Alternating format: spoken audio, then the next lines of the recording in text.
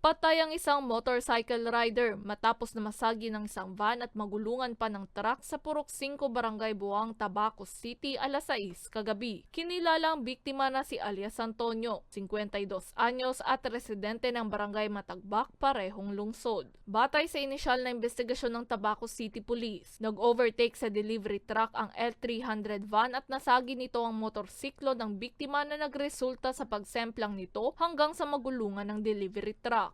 Kung mailalim si driver ng driver ng single na motor na si alias Antonio doon sa truck na kasunod nung puting van.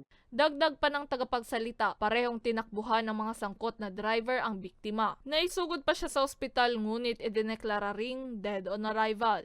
Na-determine or nakakuha na kami ng plate number ng dalawang sasakyan, ng nasabing sasakyan, yung van and truck. Sa ngayon, patuloy pa rin ang pakikipag-ugnayan ng PNP sa LTO upang matukoy ang mga suspect.